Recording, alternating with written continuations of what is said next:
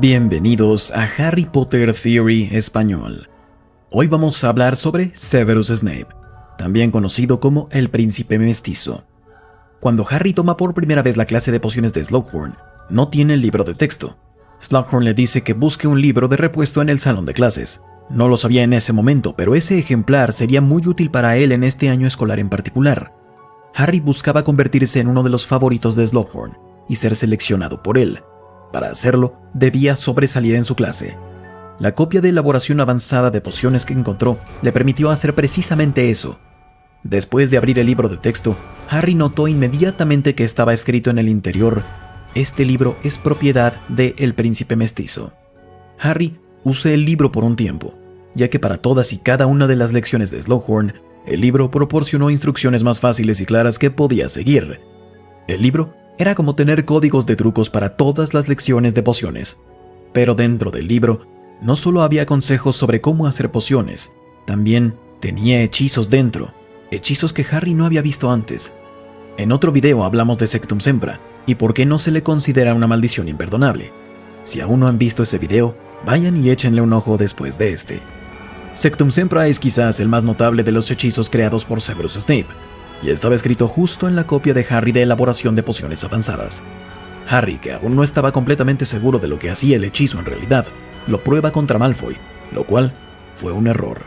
De todos modos, Sectum Sempra no es el único hechizo que ha creado Snape, y en este video voy a hablar a detalle sobre cada uno de ellos, todos de los que fue responsable Severus Snape. Antes de comenzar, vale la pena mencionar que la creación de hechizos puede ser muy peligrosa, y ha demostrado ser extremadamente difícil. Solo las brujas y magos con extrema paciencia y una excelente comprensión de la magia han sido capaces de inventar con éxito nuevos hechizos. Snape, desde cualquier punto de vista, ha tenido gran éxito. Primero, dejemos de lado el que ya conocemos, Sectum Sempra. Vemos por primera vez este hechizo en las películas cuando Harry lo usa contra Malfoy en El Misterio del Príncipe. El nombre Sectum Sempra proviene de la combinación de dos palabras latinas, sectus, que significa cortar, y sempre, que significa siempre. Sectum Sempra es una maldición oscura que actúa como una espada invisible, que provoca cortes, hemorragias, laceraciones en su objetivo. Frecuentemente, después de recibir el impacto, la víctima quedará inmóvil mientras pierde sangre. Es como una especialidad de Snape, y aparece en su libro de texto para elaboración de pociones avanzadas.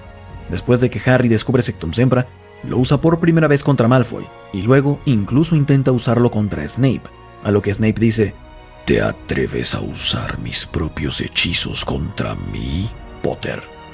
Harry, por supuesto, no logró usar el hechizo contra Snape, ya que lo conoce mejor que nadie. El siguiente fragmento describe los efectos del hechizo. De la cara y el pecho de Malfoy empezó a salir sangre a chorros, como si lo cortaran con una espada invisible. El chico dio unos pasos hacia atrás, se tambaleó y se desplomó en el suelo encharcado con un fuerte chapoteo. La varita se le cayó de la mano derecha, flácida. Resbalando y tambaleándose también, Harry se puso en pie y se lanzó hacia Malfoy, que tenía la cara roja y con las manos se palpaba el pecho empapado de sangre. Durante la batalla de los 7 Potters, Snape intentó usar la maldición para cortar la mano de un compañero mortífago, pero, debido a un desliz, accidentalmente le cortó la oreja izquierda a George Weasley. La siguiente conversación entre Remus y Hermione explica esto. "Ha perdido una oreja", dijo Lupin. "¿Qué ha perdido?", terció Hermione con voz chillona. "Ha sido Snape", explicó Lupin. La oreja de George Weasley se había ido para siempre, ya que las heridas malditas generalmente no se pueden curar, y el contrahechizo que explicaré a continuación era desconocido para la Orden del Fénix.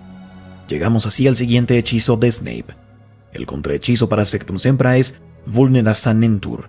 Vulnera proviene del latín vulnus, que significa herida, y sanentur de sanare, que significa curar.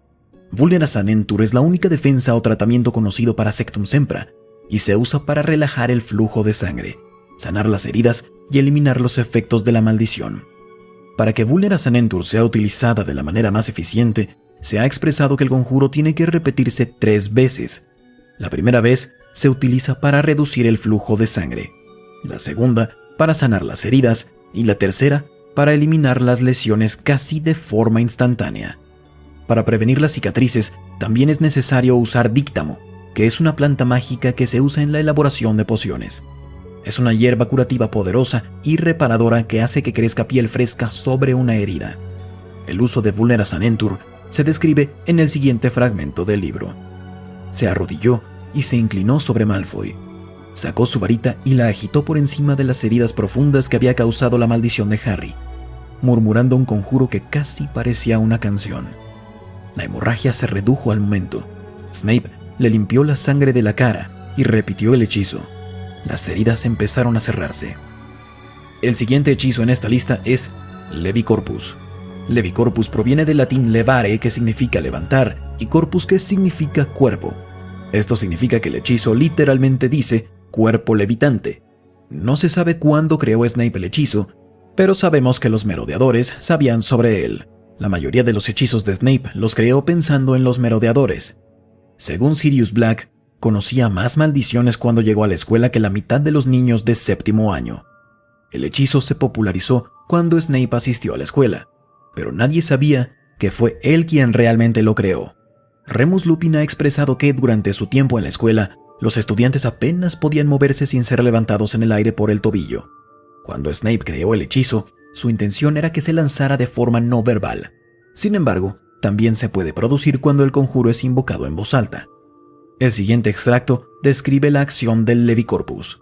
Sacudió la varita hacia arriba, sin apuntar a nada en particular, y pensó Levicorpus, sin articular sonido alguno.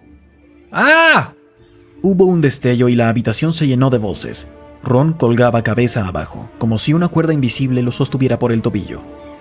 El cuarto hechizo de esta lista es el contrahechizo del Levicorpus, Libera Corpus. El nombre Libera Corpus proviene de las palabras latinas liberare, que significa liberar, y corpus, que vimos anteriormente, que significa cuerpo. Básicamente significa liberar el cuerpo. Parece haber una tendencia con la mayoría de los hechizos de Snape en los que se crea una contramaldición y el hechizo original, y esta no es la excepción. James usa Levicorpus contra Snape y luego lo libera usando Libera Corpus bajo las instrucciones de Lily. Esto se expresa en el siguiente fragmento. Agitó su varita hacia arriba. Snape cayó en un montón arrugado en el suelo. El quinto hechizo en la lista es Mufliato. El hechizo Mufliato es menos siniestro que los otros hechizos de Snape, como Sectum Sempra. Es más una molestia, pues se usa para crear un zumbido inidentificable en los oídos de cualquier persona en las cercanías del lanzador, para permitir conversar sin ser escuchado. Fue creado en algún momento entre 1971 y 1978. En el ciclo escolar 1988 a 1989, Flitwick enseñó este encantamiento a sus alumnos. Después de que Harry y Hermione se enteraron de este encantamiento, ambos lo aprovecharon. El siguiente fragmento describe el uso del hechizo. Quizás el más útil de todos, Mufliato, un hechizo que llenaba los oídos de cualquier persona cercana con un zumbido inidentificable, para que las largas conversaciones pudieran mantenerse en clase sin ser escuchados. El sexto hechizo de la lista es Palalingua. Palalingua, como el hechizo Mufliato, no es tan siniestro, pero puede ser muy útil. Palalingua proviene de las palabras en latín palati, que significa paladar, y lingua, que significa lengua. El hechizo bloquea efectivamente la capacidad de hablar. Lo hace maldiciendo la lengua de una víctima para que se pegue al paladar. Fue creado para evitar que las personas hablen en voz alta, pero en realidad tiene un uso práctico en duelos, ya que podía evitar que una bruja o un mago adversario pronunciara un encantamiento. Se dice que el hechizo funciona tanto en humanos como en espíritus. Harry usa el hechizo en Peeves el Poltergeist, como se expresa en el siguiente fragmento. Harry apuntó con la varita a Peeves y dijo Palalingua. El Poltergeist se llevó las manos a la garganta, tragó saliva y salió volando de la habitación, haciendo gestos obscenos, pero sin poder hablar, pues la lengua se le había pegado al paladar. También usó el hechizo contra Argus Filch 2 veces durante el año escolar, por lo cual recibió un aplauso de manera general. El séptimo y último hechizo de esta lista es el maleficio de las uñas de los pies, que es un maleficio bastante inocente. Hace que las uñas de los pies de las víctimas crezcan a un ritmo alarmantemente rápido. Aquí vemos el descubrimiento de Harry del hechizo. Harry ya había probado algunos de los hechizos ideados por aquel misterioso personaje. Por ejemplo, un maleficio que hacía crecer las uñas de los pies con alarmante rapidez. En 1996, Harry, quien no tenía miedo de probar los hechizos de su libro de pociones, lo usó contra Vincent Crabbe y aparentemente produjo resultados muy entretenidos. La creación de hechizos no es una tarea fácil, por lo que es importante que Severus Snape en sus años de formación fuera capaz de producir tantos. Algunos de los hechizos que creó son ampliamente utilizados y reconocidos, y en muchos casos la gente simplemente no sabe que fue él el responsable de crearlos. Snape tenía solo 38 años cuando murió, pero mientras estuvo vivo, mostró gran promesa y experiencia en diferentes áreas. Creo que si Snape hubiera sobrevivido a la Guerra Mágica, podría haber sido uno de los magos más poderosos de la historia. Si hubiera vivido una vida más larga y plena, casi podría haber estado en disputa por el poder con gente como Dumbledore y Voldemort. Quizá no les llegaría, pero estaría cerca. Y eso es todo por hoy. Si les gustó el video, agradecemos sus likes y que se suscriban al canal. Como siempre, los leo ahí abajo. Hasta la próxima. Recuerden, la magia florece solo en almas únicas.